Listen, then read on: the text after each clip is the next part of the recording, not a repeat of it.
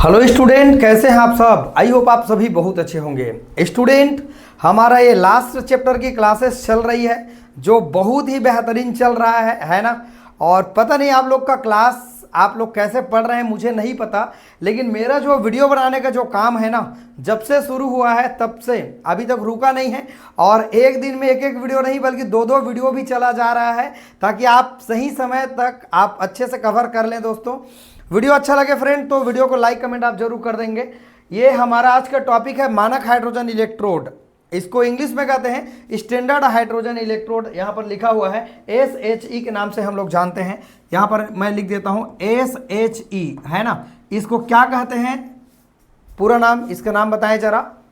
Standard hydrogen electrode, मानक hydrogen electrode के नाम से हम लोग जानते हैं। इसको रिफरेंस हाइड्रोजन के रूप में हम लोग प्रयोग करते हैं। रिफरेंस हाइड्रोजन इलेक्ट्रोड के फॉर्म में इसको हम लोग इस्तेमाल करते हैं। ये जितने सारे चीज़ें लिखे हुए हैं, अगर ये चित्र अगर आप समझ जाते हैं, इनको एक लाइन भी देखना नहीं पड़ेगा आप सभी लोगों को, राइट। चलो मैं सबसे पहले आपको चित्र बताता हूँ। देखो, यहाँ पर एक बीकर है, सब लोग देख पा रहे हैं। यहाँ पर एक क्या है, मेरे पास एक बीकर बना हुआ है। यहाँ पर एक बीकर है, ओके।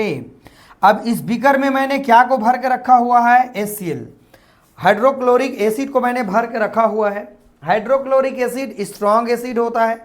स्ट्रॉन्ग एसिड क्या चीज़ होते हैं, जो अपने प्लस और माइनस आयन में आसानी से पूर्णतः टूट जाते हैं, ब्रेक डाउन हो जाते हैं, वो हमारा स्ट्रॉन्ग एसिड होता है या स्ट्रॉन्ग बेस होता है। अगर आसानी से अपने आयन में टूट जाता है पूर्ण रूप से तो हमारा क्या होता है, स्ट्रॉन्ग एसिड या बेस होता है, राइट ना। तो इसको मैंने क्या किया हुआ है, एक बीकर में मैंने भर के रख दिया है, जैसे कि आप सब लोग चित्र में देख पा रहे हैं, ठीक है। ये हमारा बीकर है जिसमें क्या है, हाइड्रोक्लोरिक एसिड है। अब ये तो बात समझ में आ गए, एक पात्र हमारा बीकर है। अब दूसरा पात्र मेरा क्या है, जिसको यहां पर लिखा हुआ है, इनको पूरा हम लोग समझते हैं। देखो, इसमें एक प्लेटिनियम का पत्ती होता है, इसमें एक प्लेटिनियम की क्या होती है, पत्ती होती है। और इसमें प्लेटिनियम का ही क्या चढ़ा होता है, ब्लैक चढ़ा होता है, मतलब परत चढ़ा होता है, पॉलिश कर दिए रहते हैं, राइट ना। तो प्लेटिनियम का एक पत्ती होता है, ब्लेड होता है, उस पर मैं प्लेटिनियम का क्या लगा देता हूं, परत लगा देता हूं, मतलब कोटिंग कर देता हूं। इतना बात समझ में आ गया। अब दोस्तों, मैं उसे प्लेटिनियम के तार से ही मैं क्या कर देता हूं, उसको जोड़ देता हूं। अब ये हमारे पास जो दिखाई दे रहा है, ये प्लेटिनियम का यहाँ पर क्या है, वायर है, यहाँ पर तार है। प्लेटिनियम के तार में मैंने उनको क्या कर दिया है, एक कनेक्ट करके ऊपर के परत में मैंने उनको छोड़ दिया है। इतना बात समझ में आया क्या, बिल्कुल। अब यहां पर आप चित्र अनुसार देख पा रहे हैं कि पहले कांच के एक ट्यूब में ये अंदर से बंद है। जैसे आप सब लोग देख पाते होंगे, आपके घर में बल्ब होता है ना, 10 रुपये वाला, जो 20 रुपये वाला बल्ब आता है, ठीक है। उस बल्ब को आप तोड़ के देखते हैं दोस्तों, तो इस तरह से तार निकले होते हैं अंदर में, और इसके बाहर से क्या लगे होते हैं, इस पर कांच का क्या लगे होते हैं, ट्यूब लगे होते हैं। इतना बात समझ में आ गया। अब ये हमारे पास जो प्लेटिनियम का जो तार है ना, ये एक कांच के जैकेट में बंद रहता है। आप सभी लोग देख पा रहे हैं, एक कांच का मेरा एक जैकेट है, इस तरीके से आप सभी लोग देख पा रहे हैं। ये कांच का जैकेट है जिसका नीचे वाला भाग छिद्र युक्त होता है, पोर होता है, ठीक है, इस तरीके से, और चौड़ा भी होता है साथ में। नीचे वाला जो कांच का जो जैकेट है वो चौड़ा होता है। एक बेलनाकार हमारे पास एक ट्यूब होता है जिसका नीचे वाला भाग चौड़ा होता है, जो छिद्र युक्त होता है, और ऊपर वाले भाग पर एक साइड क्या लगे होते हैं, हमारे पास हाइड्रोजन गैस को पास करने के लिए, प्रवाहित करने के लिए हमारे पास एक साइड ट्यूब लगे होते हैं, जैसे कि आप चित्र में देख पा रहे हैं। और यहीं से H2 गैस को हम लोग क्या करते हैं, पास करते हैं, राइट ना। जिसका प्रेशर का अगर हम बात करें, कितना वो दाब लगाते हैं, तो एक वायुमंडलीय दाब होता है, इसको मैंने लिखा है 1 ATM, एक एटमोस्फेयर प्रेशर, राइट ना। हम हाइड्रोजन गैस को प्रवाहित करते हैं। और ये मेरा कांच का जैकेट होता है, जो चित्रानुसार हमारे पास हाइड्रोक्लोरिक एसिड होता है बीकर में, उसमें डुबा करके चित्रानुसार हम लोग क्या कर देते हैं, रख देते हैं। इस फिगर में आप सभी लोग देख पा रहे हैं। और यहाँ पर कुछ अलग अलग बुक में अलग देते हैं, यहाँ पर पारा भी दिखा रहे हैं थोड़ा सा, यहाँ पर क्यूब में पारा भी होता है। इस तरीके से ये हमारे पास सिस्टम होता है, राइट। और जैसे दोस्तों, अगर हम इनके कार्य प्रणाली की बात करें, इनका वर्क का बात करें, तो जैसे ही हम लोग H2 गैस को प्रवाहित करेंगे तो इस साइड ट्यूब से H2 गैस आता है, शुद्ध हाइड्रोजन गैस आता है। और आने के बाद कुछ हाइड्रोजन गैस को ये जो हमारे पास प्लेटिनियम का जो पत्ती होता है अपने आप में अवशोषित कर लेता है, राइट ना। और अवशोषित करने के बाद कुछ हाइड्रोजन गैस जो एक्स्ट्रा हो जाता है, उसे बुलबुले के रूप में यहाँ पर क्या होने लगते हैं, इस छिद्र युक्त कांच की जैकेट से बुलबुले के रूप में जो हाइड्रोजन गैस है वह क्या होने लगते हैं दोस्तों, बाहर निकलने लगते हैं। और ये जो हाइड्रोजन गैस जो यहाँ से आ रहा है और यहाँ पर जो H+ आयन है दोनों के मध्य साम्य स्थापित हो जाते हैं और H+ आयन में क्या हो जाते हैं, कन्वर्ट हो जाते हैं।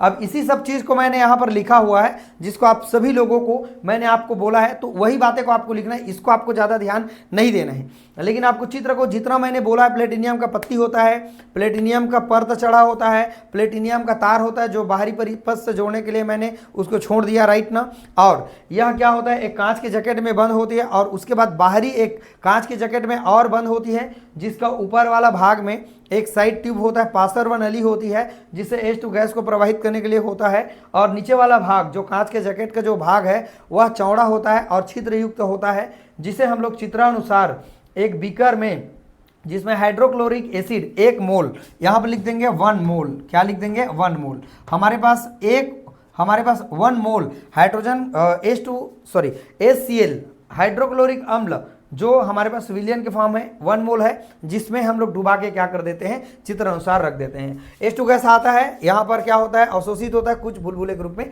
निकलता है। इसी बात को मैंने लिखा हुआ है। इसमें प्लेटिनियम की एक पत्ती होती है, छोटी पत्ती होती है, जिस पर प्लेटिनियम ब्लैक या परत चढ़ी होती है ना। कांच की नली के बीच में सील बंद रहता है, ये देखिए यहाँ पर ये सील लगा के बंद है, आप सभी लोग देख पा रहे हैं। यहाँ पर क्या है, ये पूरी तरह से बंद है ना। प्लेटिनियम का जो तार होता है बाह्य परिपथ से संबंध स्थापित करता है। यहाँ पर जो प्लेटिनियम का तार निकला हुआ है बाह्य परिपथ से संबंध बताने के लिए होता है। प्लेटिनियम की जो पत्ती होती है वो चारों ओर से कांच के जैकेट में बंद रहता है, जिसको मैंने आप सारे लोगों को बताया। इसमें ऊपर की ओर H2 गैस पास करने के लिए एक साइड ट्यूब लगा होता है ना, साइड में बना होता है, और नीचे वाला भाग चौड़ा होता है। नीचे वाला जो भाग है वो मेरा क्या होता है, चौड़ा होता है तथा छिद्र युक्त होता है, पोर युक्त होता है ना। और इलेक्ट्रोड को अम्ल के तनु विलयन में, ये जो हमारा तनु विलयन है उसमें डुबा करके हम लोग क्या कर देते हैं, रख देते हैं। एक वायुमंडलीय दाब, एक एटमॉस्फेयर प्रेशर यहाँ पर हाइड्रोजन गैस को प्रवाहित किया जाता है, साइड ट्यूब से प्रवाहित किया जाता है। ये तो मैंने बताया था सभी लोगों को, है ना। कुछ H2 गैस प्लेटिनियम की पत्ती के द्वारा अवशोषित कर लिया जाता है, कुछ को इसके अंदर में क्या कर लिया जाता है, अवशोषित कर लिया जाता है ना। तथा बची हुई जो गैस है कांच की जैकेट के छिद्र से बाहर निकल जाते हैं, जैसे कि मैंने यहाँ पर आप सारे लोगों को बताया। और इलेक्ट्रोड पर, ये हमारा इलेक्ट्रोड की तरह काम कर रहा है, अवशोषित H2 गैस और विलयन में उपस्थित H+ आयन। यहाँ पर विलयन में, क्योंकि सभी लोग जानते हैं यहाँ जो HCl है H+ आयन क्लोरीन माइनस में टूट जाता है, तो उनके मध्य क्या स्थापित हो जाते हैं, इक्विलिब्रियम अर्थात साम्य अवस्था क्या हो जाते हैं, विस्थापित हो जाता है। और इसका रिएक्शन देखें दोस्तों, तो यहाँ पर H2 गैस है, जिसको 1/2 लिखने का मतलब क्या है, H2 मतलब 2 हाइड्रोजन, लेकिन अगर 1/2 लिख दिया तो उसका मीनिंग 1 हाइड्रोजन होगा। तो ये क्या कर लेता है, ये उत्क्रमणीय अवस्था में चला जाता है और रिवर्सिबल जो प्रोसेस में जाने के बाद H+ आयन में क्या हो जाता है, कन्वर्ट हो जाता है 1 इलेक्ट्रॉन डोनेट करके। इतना बात समझ में आ गया सभी लोगों को? एक बार रिपीट करके देखना है यार, वीडियो को पूरा समझ में आएगा। बस अपने आप पर भरोसा होना चाहिए कुछ चीज़ करने का। चलो आप एक बार स्क्रीनशॉट पहले ले लो, ठीक है। आई होप सबने ये वीडियो देख के समझा कि मानक हाइड्रोजन इलेक्ट्रोड क्या चीज़ होते हैं। अब थोड़ा सा इनका और कुछ पार्ट है जिनमें मैं बताता हूँ कि भाई, इसमें बताना चाहूँगा कि इसका रिएक्शन और क्या क्या चीज़ है, थोड़ा सा और उनको भी हम समझते हैं। बहुत अच्छा पार्ट है, वीडियो से समझ में आ रहा होगा दोस्तों, तो लाइक कमेंट आप जरूर कर देंगे। बहुत मेहनत के बाद वीडियो तैयार होता है, एक दिन में एक 2 वीडियो नहीं बल्कि और उससे भी ज़्यादा वीडियो अपलोड हो रहा है, ताकि 1 महीना के अंतर्गत मैं सारे वीडियो को निपटा दूंगा और आप भी फ्री, मैं भी फ्री, और मैं दूसरा काम भी कर पाऊँ। चलिए दोस्तों, इसके और अगले पार्टों को हम लोग समझते हैं। तो चलिए फ्रेंड, इसके बाद इसके और पार्ट को हम लोग समझते हैं। अभी आपने पूरे चित्र सहित उनको कैसे एक्सप्लेन करना है उसको आपने सीखा होगा बहुत अच्छे से। अब इसके बाद थोड़ा सा इसका कुछ दोष है उसको भी मैं आपको बताना चाहूँगा, ताकि आप पेपर अच्छे से दे सकें। इस इलेक्ट्रोड को निम्न प्रकार से हम लोग लिख सकते हैं, प्लेटिनियम हम यहाँ पर क्या ले रहे हैं, प्लेट इस्तेमाल कर रहे हैं, हाइड्रोजन गैस यहाँ पर प्रवाहित कर रहे हैं, इसका प्रेशर कितना है, एक वायुमंडलीय दाब है यहाँ पर, और यहाँ पर आपने देखा कि H+ आयन यहाँ पर बना हुआ है जिसके मध्य साम्य स्थापित हो रहा है, और इसकी कॉन्सेंट्रेशन कितना है, 1 मोल कॉन्सेंट्रेशन है। तो इसको आप सब ने समझा। अब दोस्तों हमारे पास जो SHE, इसका पूरा नाम आप मुझे कमेंट करके बताना, इसको मैं नहीं बताऊंगा भाई, इसको आप बताना। इसका उपयोग अन्य इलेक्ट्रोडों का विभव ज्ञात करने के लिए इसका इस्तेमाल हम लोग करते हैं, इसको आगे आप लोग देखेंगे, राइट। अब इसका कुछ कमी है।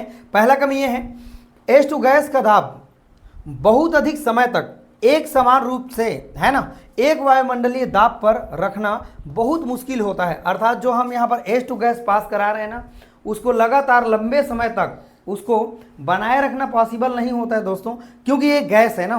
तो ये गैस होने के कारण इसको लंबे टाइम तक इसको यहाँ पर रख पाना मुश्किल होता है। तो ये होते हैं हमारे पास, क्या होता है, H2 गैस को लगातार प्रवाहित करना हमारे लिए मुश्किल होती है, मतलब एक वायुमंडलीय दाब रखना पॉसिबल नहीं होता। ये पहला हमारा प्रॉब्लम है। दूसरा इनका प्रॉब्लम है, H+ आयन की जो सक्रियता है, एक्टिविटी है, हमेशा 1 ग्राम आयन प्रति लीटर नहीं रह पाता। अर्थात जो हमने यहाँ पर HCl लिया हुआ है, तो H+ आयन जो बना हुआ है यहाँ पर, ये लगातार H+ आयन के रूप में वर्क करे, काम करे, उनकी वही एक्टिविटी के साथ H+ तो बनेगा, लेकिन वही एक्टिविटी के साथ ये लगातार बना रहे, तो ये हमारे लिए पॉसिबल नहीं होता है। यही इसका 2 प्रॉब्लम है दोस्तों, जिसको आपने समझा। चलो आप एक बार फटाफट स्क्रीनशॉट ले लो, ठीक है। चलो आप सभी ने स्क्रीनशॉट ले लिया होगा, और इसको 2 पेज में निपटा देना है। चित्र को बढ़िया बनाना, चित्र पर सारा चीज, हर बातें यहाँ पर छिपा हुआ है, आप अच्छे से करना। दोस्तों देखो, इसे हम लोग और किस किस के नाम से जानते हैं, इसको गैस इलेक्ट्रोड के नाम से भी जानते हैं। गैस इलेक्ट्रोड, है ना, इसे गैस इलेक्ट्रोड के नाम से क्यों जानते हैं, क्योंकि इसमें हम लोग गैस के इस्तेमाल करते हैं, इसीलिए इसको गैस इलेक्ट्रोड के नाम से भी जानते हैं। इसे हाइड्रोजन इलेक्ट्रोड भी कहा जाता है, जैसे कि यह हेडिंग है हमारा, हाइड्रोजन इलेक्ट्रोड के नाम से भी जाना जाता है।